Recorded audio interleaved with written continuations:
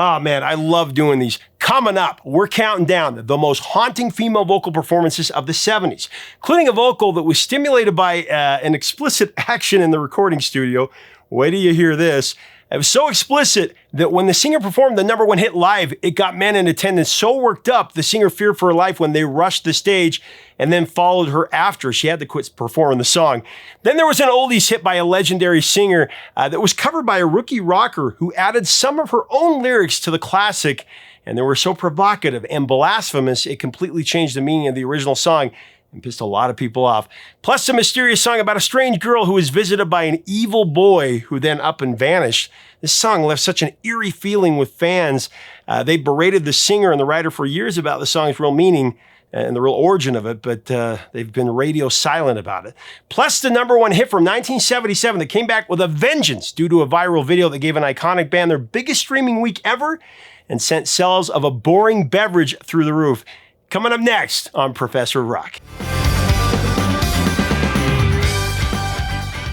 Hey music junkies, Professor of Rock, always here to celebrate the greatest artists and the greatest songs of all time, especially today. You know, if you line the walls of your room with posters of your favorite bands and artists, you're gonna dig this channel of deep musical nostalgia. Make sure to subscribe right now below, click the bell, click the white button so you know when our stuff comes out. Also, we have our podcast. You're gonna wanna check that out. We have episodes that are not available here. And you can check it out, Spotify, Apple, wherever you get your podcasts. Click up here, click below, and get our Vintage Years collection as well. Man, in the 70s, there were so many incredible female vocalists whose artistry cut us to the bone. They broke our hearts and they haunted our very souls. So we did the 80s a few months ago, and now I felt like we got to capture the 70s. So let's get into it. Our first spotlight on the top 10 most haunting female vocal performances of the 70s is a very special vocal. It's on a song that was actually written by a man but made unforgettable by a woman.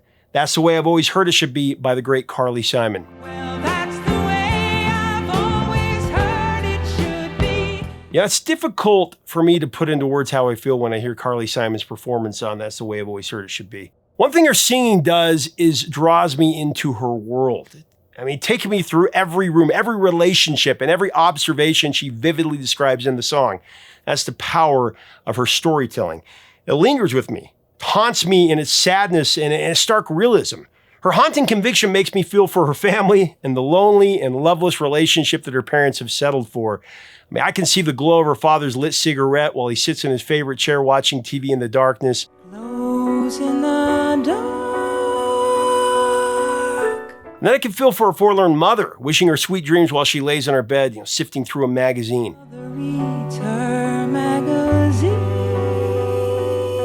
Carly's vocal makes me feel for those who believed that they'd found true love and someone to grow old with, only to discover that the relationship was doomed from the start and they had to deal with the pain of divorce and isolation. Another great performance is Coming Around Again, one of my favorite songs by her as well. It's coming around again. I was surprised to learn that the lyrics for That's the Way I've Always Heard It Should Be were written by a man. I actually didn't know that. Jacob Brackman, actually, a journalist and screenwriter. He and Carly Simon first met back in 1967 when they were both counselors at a summer camp. Very cool. Over time, they became close collaborators, penning several songs together, including Haven't Got Time for the Pain. It's on a lot of pain commercials. Now I haven't got time for the pain. Attitude Dancing and All I Want Is You, one of my favorites. Another one by Carly is great. And all I want is you. Carly's often credited Brackman as a major influence on her growth as a songwriter. She was especially impressed by his talent for fitting lyrics to melodies without falling back on, the tired old cliches. We can keep our love alive. Despite the lyrics sounding so much like a woman's point of view, though, the song actually came out of a real conversation that Carly had with Jacob.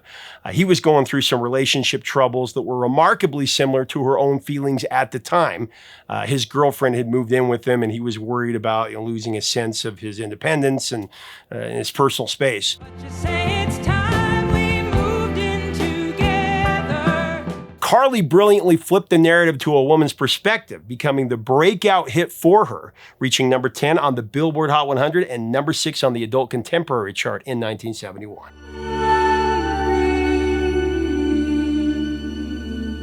Next up on our feature of the 10 most haunting female vocals of the 70s, I got at number 9, vocal by Linda Ronstadt on A Long, Long Time, a song she'd heard backstage, actually.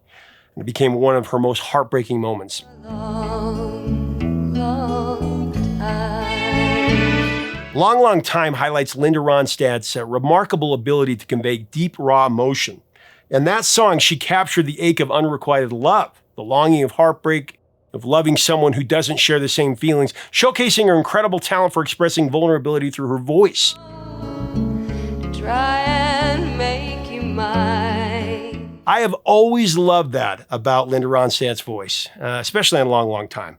The song was written by a Texas musician by the name of Gary White.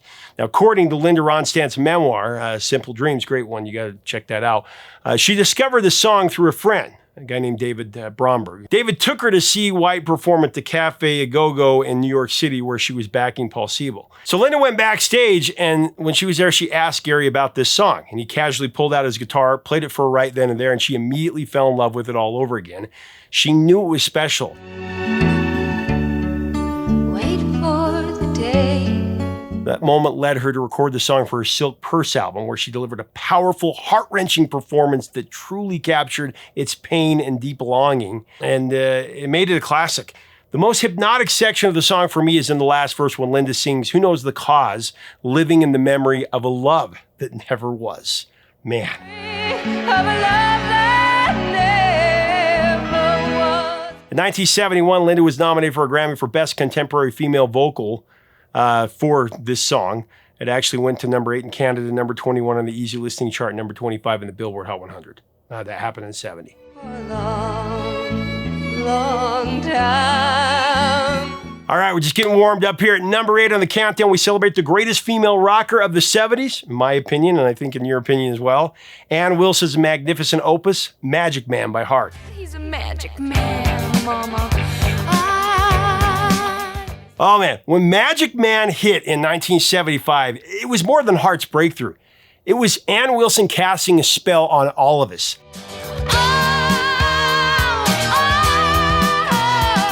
Ann Wilson's sultry verses and searing high notes tell a semi-autobiographical tale of a young woman swept away by an older lover. It's inspired by her real relationship with the band's manager, Mike Fisher. The track lures you in with a hypnotic slow burn groove before exploding into rock and roll ecstasy. Of course, powered by Nancy Wilson's guitar. Seductive, mysterious, and unapologetically bold, Magic Man proved Ann Wilson could match and outsing the rock gods of the 70s. Now, it was rumored the song was about Charles Manson, but here's what Ann told me about that. And I remember there was a rumor going around that Magic Man's about Charles Manson.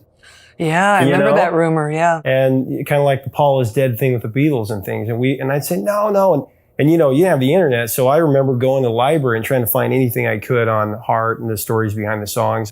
Yeah. It's not about Charlie Manson. No, it's not. Why in the world would we waste our precious loving energy on I know. He's a magic man. Oh. Magic Man again was a love song. One of the first ones that I ever wrote. Because it was the first time I'd been in love. Pure and simple. Just like I'm being taken over. Like the Muse song Madness, this is madness, this is magic, It's all emanating from this man. Coming up next is another song that was a breakthrough hit for a future superstar, and you are not going to believe the story. Love to Love You Baby by Donna Summer at number 7.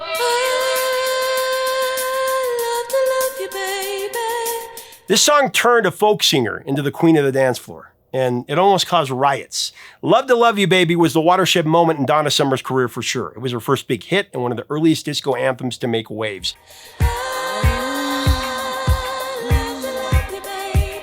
Not only did it launch her into the spotlight, but it also became the first major pop success for legendary producer Giorgio Moroder, and it was a huge influence on new wave as well. Donna's journey to becoming the queen of disco was quite a transformation. Now, before this song, she was primarily known as a folk pop artist, if you can believe that. And long before that, she spent her days performing in musicals and recording show tunes. But Love to Love You Baby changed everything. The song catapulted her from folk standards and show tunes to music royalty, making her a trailblazer whose influence would last for decades. With me, And I'll tell you what, there was a really good reason why Love to Love You Baby was such a smash. I mean, it's a great song, but there's an oft-told rumor, it's actually true, that those breathy, erotic vocals were recorded while she was stimulating the real thing. I have to be careful here how I talk about this, of course. But she was actually making whoopee in the studio. After conventional takes fell flat, producer Georgia Moroder had her lie on the floor in the dark. Out of sight of her crew, Donna later admitted she rested her hand on her knee and used her boyfriend Peter as her mental fantasy as she sang this.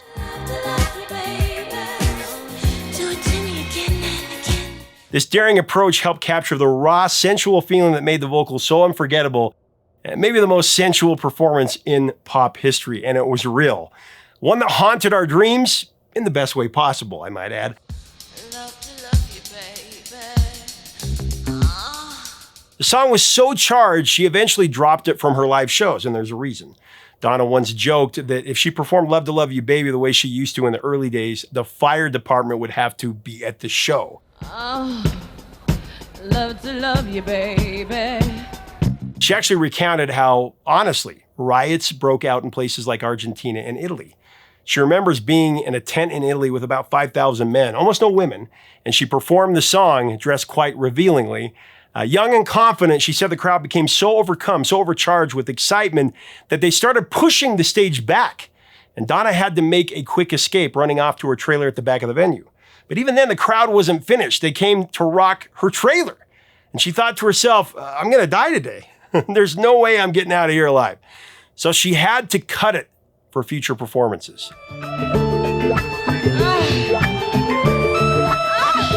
Wild, dangerous, and haunting, and a #1 smash in Canada, #4 in the UK, #3 in the R&B charts, and #2 on the Hot 100.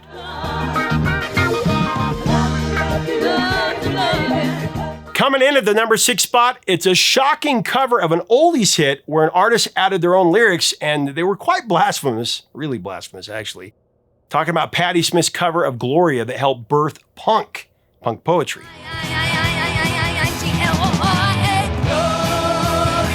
Now, Gloria was originally released by the British band Them, Van Morrison's band, and it's nothing short of haunting and hypnotic.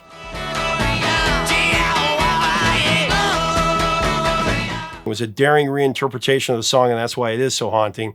She takes it from a tale of male possession, and she transforms it into a badass visceral journey into identity and desire, almost primal in its intensity.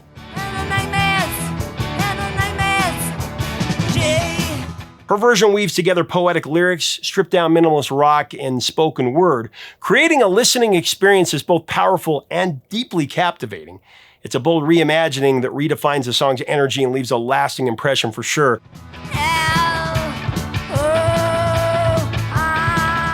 Patti Smith kept only the famous chorus from Them's original Gloria.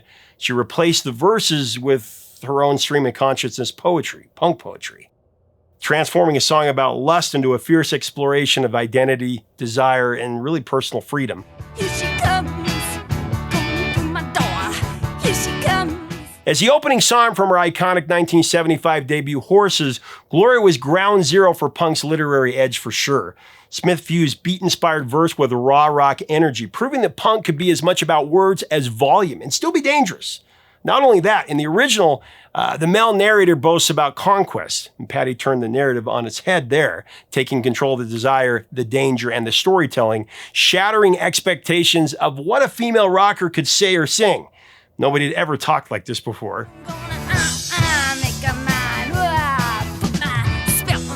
It didn't make the charts. Actually, the best showing is top 50 in Belgium, but the impact was seismic. Forever held as the boldest reinterpretation of rock history, and decades later, it still causes outrage for its blasphemous opening line, and it still moves the needle.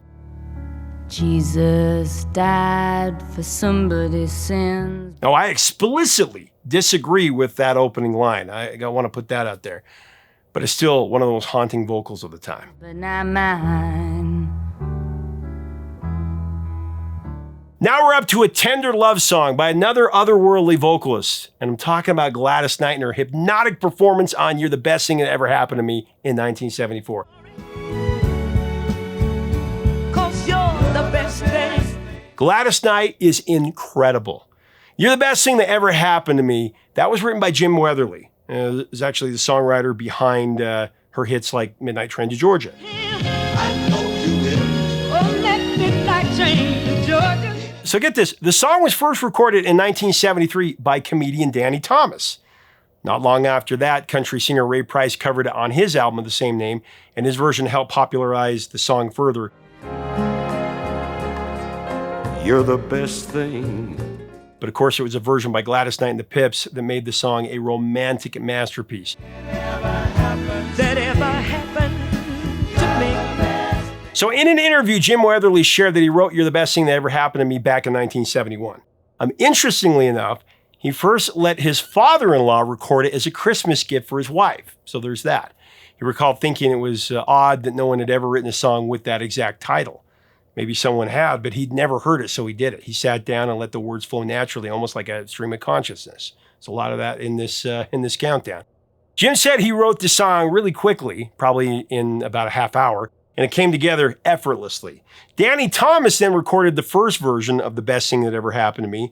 But just like Jim Weatherly's father-in-law, it was a private recording, exclusively as a gift for Danny's wife, and it was never commercially released or played on the radio.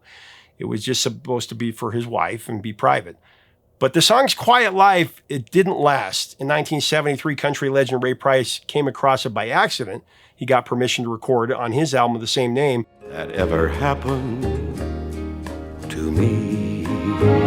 But then producer Kenny Kerner brought this song to Gladys Knight and the Pips and convinced Gladys that she could give it a whole new emotional depth, which, of course, what song couldn't Gladys Knight do that for? Between each line of pain and glory. She connected instantly with the song, even tearing up when she read the lyrics. In 1974, her soul-infused rendition climbed to #1 on the R&B chart and #3 in the Hot 100, cementing the song as a timeless love ballad.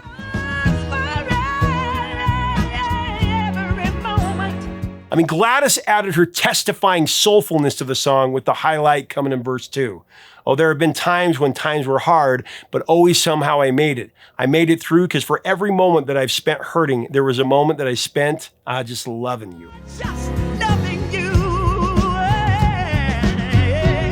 Just an incredible interpretation. Gladys Knight and the Pips sat at #1, like I said, on the Hot Soul Singles chart, and it went to #3 on the Billboard Hot 100. Man, inspired song for sure.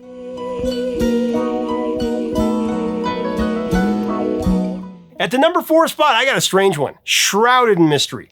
Angie Baby by Helen Reddy. You're a little touched, you know, Angie Baby. It was her third #1 hit in America, following her iconic anthems I Am Woman and Delta Dawn.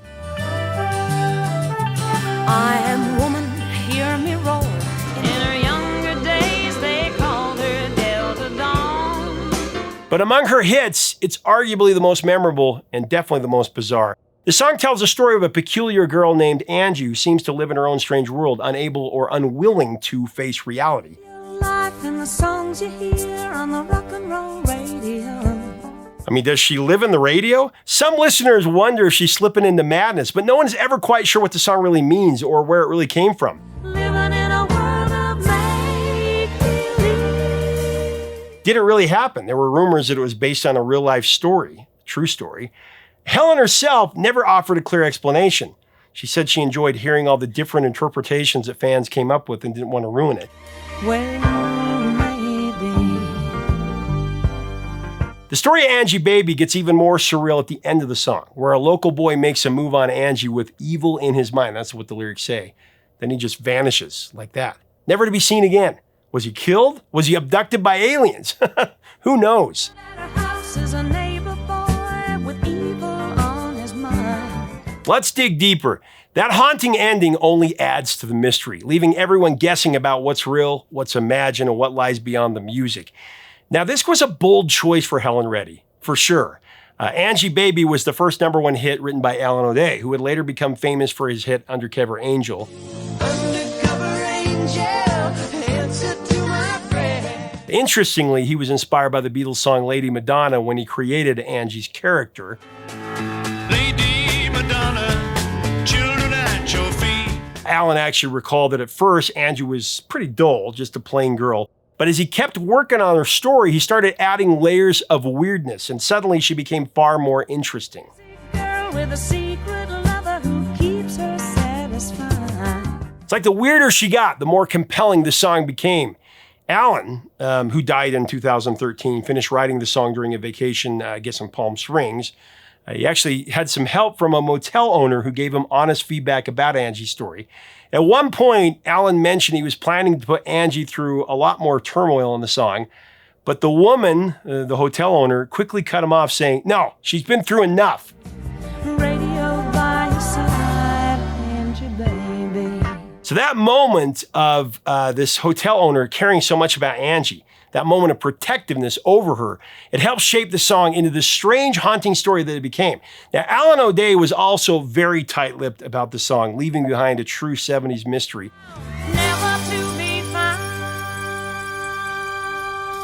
Now, originally this song was offered to Cher, who had already recorded O'Day's Train of Thought for her 1974 album. An album titled something that I can't say on here, will get banned. And here's the thing, I can totally imagine Cher singing Angie Baby, especially because of her own dark, sinister hit. The title track of that same album that I can't say on here, I'll get banned.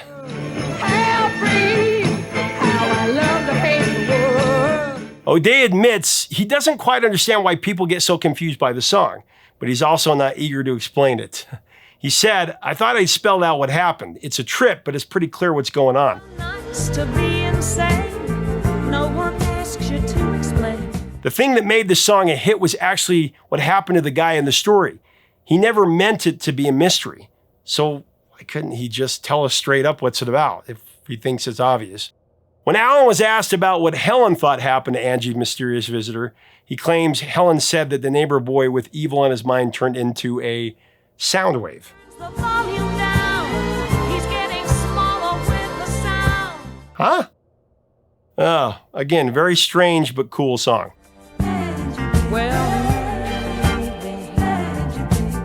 Coming in at number 3, I have a song that an iconic singer heard while she was on a plane and spent months perfecting it. In the late 60s, a young singer named Lori Lieberman was struggling to find her place in the music world. One night in 1971, she attended a concert by singer-songwriter Don McLean, whose performance of a song called Empty Chairs really got to her. Empty rooms that echo as I climb the stairs. As she listened, Lori was overwhelmed by the emotional power of McLean's voice and his lyrics. She grabbed a napkin from her purse and began scribbling down her feelings, documenting the emotion she felt from that moment. Now, a few days later, Lori brought the poem to Norman Gimbel and a guy named Charles Fox, who were writing songs for her new album. Wait, actually, I should stop here. That's Lori's account of how Killing Me Softly with his song was inspired. But Norman and Charles have a completely different version.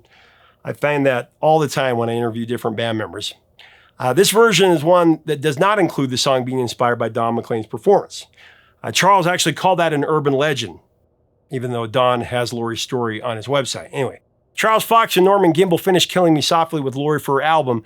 That much is not disputed, and it was released as a single, but it didn't chart. It didn't do well. With his song, killing me softly. Okay, so Roberta Flack first heard Lori Lieberman's version of Killing Me Softly on an in-flight tape recorder while flying from LA to New York. She was instantly captivated by the title and the lyrics and decided she wanted to record her own version. In an interview, Roberta explained, she said, "I was flicking through an in-flight magazine looking for an article about myself. When I saw that there wasn't one, I noticed a picture of a young woman named Lori Lieberman. I'd never heard of her before, but I read her story with interest to see what she had that I didn't." From there, Roberta heard Lori's song on a tape recorder within that flight. She felt the song had potential, but thought it wasn't quite finished.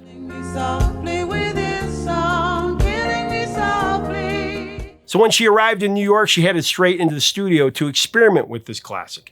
Roberta started tweaking the chord structure, changing the ending from a minor to a major chord, and spent 3 months working on the song, trying out different arrangements until she finally got it just right. And that change was huge from minor to major.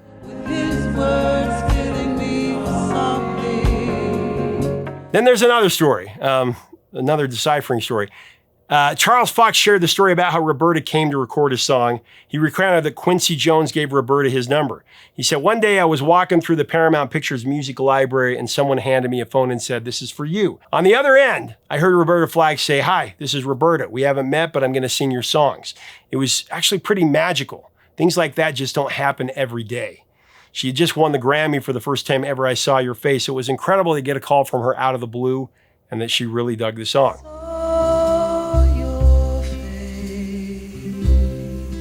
Oh, I can't say enough about Roberta Flack's haunting vocal on Killing Me Softly, especially now that she's gone, it's even more haunting. It won her the Grammy for a Record of the Year and Best Female Pop Vocal Performance in 1974.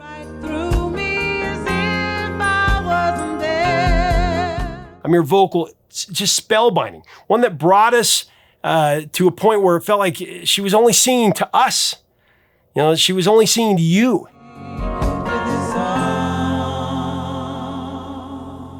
Killing Me Softly ended 73 as the third biggest single of the year, and it spent 5 non-consecutive weeks at number 1. And of course, 23 years later, it hit number 1 again when the Fugees covered it.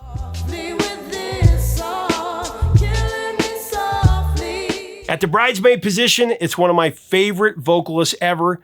The song that was gloriously sung in just one take, and they were read from lyrics written on a napkin. Superstar by the Carpenters.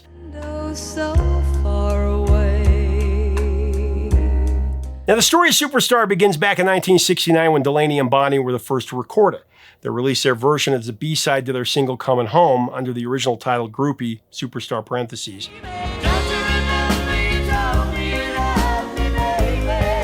The song quietly started making its way into the musical landscape from there, but it wasn't until a year later that it truly began to take shape in the public eye.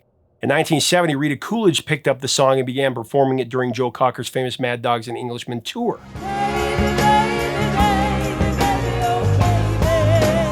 Her soulful rendition caught attention, and later that same year, a young Bette Midler started singing as well. So there were 3 or 4 different people singing at the same time.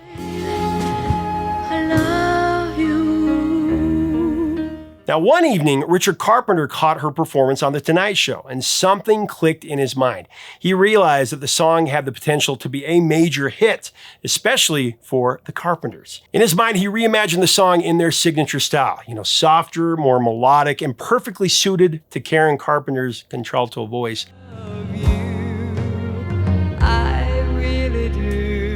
After some careful reworking, including changing a line in the second verse, one that was considered a little too lyrically risque for the Carpenters, or for the time. I can hardly wait.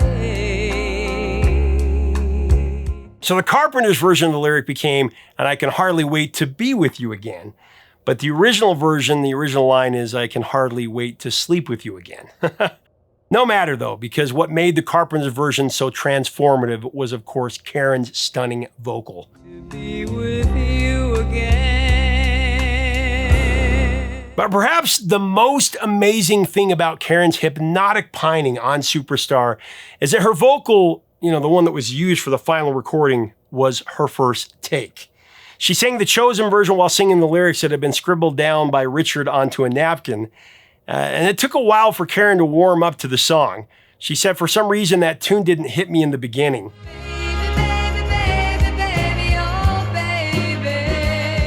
When she told her brother that she wasn't sure about the song, Karen said Richard looked at her like she had 3 heads, snapping back at her, "Are you out of your mind? This is perfect for you." Then she heard Richard's award-winning arrangement, and she fell in love with the song.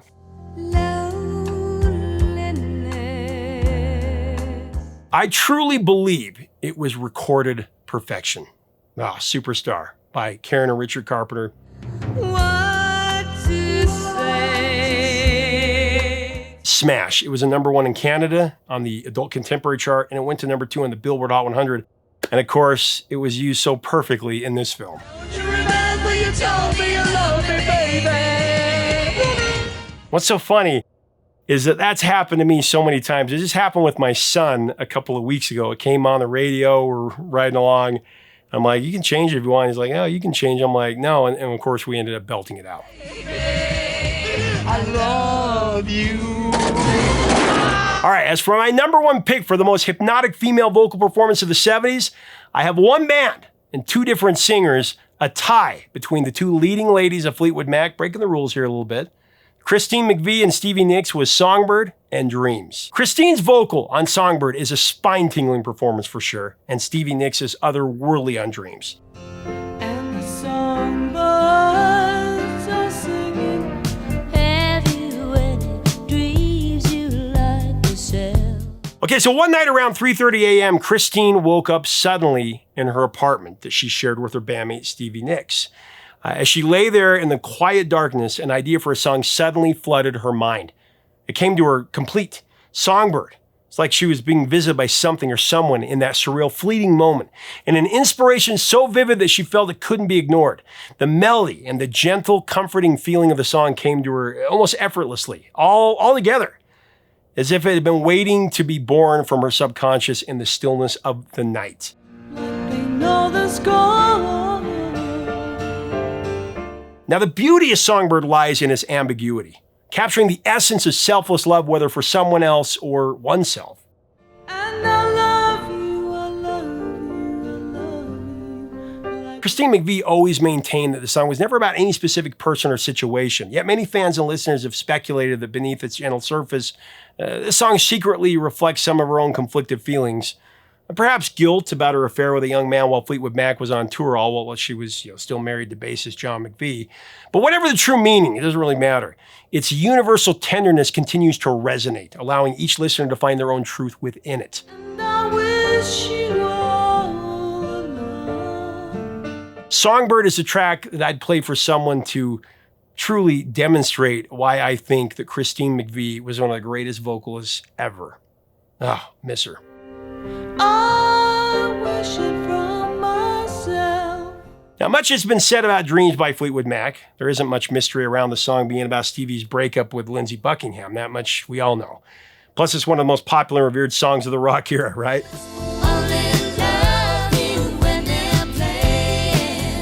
But what's not widely known is there was a lot of spontaneity on Stevie's vocal on that classic ballad and with the song itself. In early 1977, with Fleetwood Mac tearing apart at the seams, Stevie Nicks slipped into another studio at the record plant in Sausalito and wrote Dreams in about 10 minutes. Actually, it'd been about 7 minutes. Inspired by her crumbling relationship with Lindsey, the song's smooth, hypnotic groove came from the band's jamming around a simple drum loop by Mick Fleetwood and John McVie's rolling bass line. When the rain washes you clean, you know.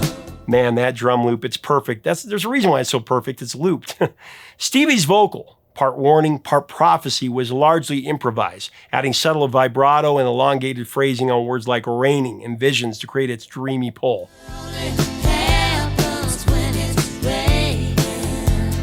Against the backdrop of personal heartbreak, it became the band's only U.S. #1 hit, a soft-spoken storm that's still their most streamed song, and a defining moment of rumors. Dreams of loneliness like a heartbeat drive. And then, of course, decades later, Idaho potato worker Nathan Apodaca's truck broke down, so he had to ride his longboard to work, and he just so happened to take a TikTok video of himself riding while drinking Ocean Spray cranberry juice, and he was, of course, listening to Dreams by the Mac. And you say you want your freedom. It made him an overnight viral superstar. It's hard to believe it's been over 5 years since that happened. It hit hundreds of millions of people and gave Fleetwood Mac their best streaming week in their career. And it boosted the 90-year-old juice company to new highs, especially with young people. And it showed the power of this vocal. Well, who am I to keep you down? I mean, it's incredible that Fleetwood Mac had two of the greatest female vocalists of the rock era in the same band at the same time. And of course, we're still mourning the unexpected passing of Christine McVie. But Songbird will soar forever as one of the most hypnotic vocal performances ever, while Stevie's vocal on Dreams will always hit us like a bolt of emotional lightning, regardless of thunder or any kind of weather.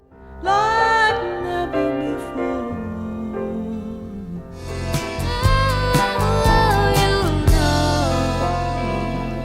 Well, there you have it. Those are my top 10 greatest, most haunting vocals of the 70s. And I know some people will say I left out Joni Mitchell. The reason I did is because the whole top 10 could have been Joni Mitchell. I'm actually going to do a top 5 of just Joni tracks and I wanted to keep that song for that. So anyway, let's have a great discussion. What are your memories of these songs, of these incredible vocals? What did I miss? What do you agree with? What's your top 10? Let's have a great discussion below. If you like our content, we invite you to subscribe. We'd love to have you as part of our community. Until next time, 3 chords and the truth, my friends.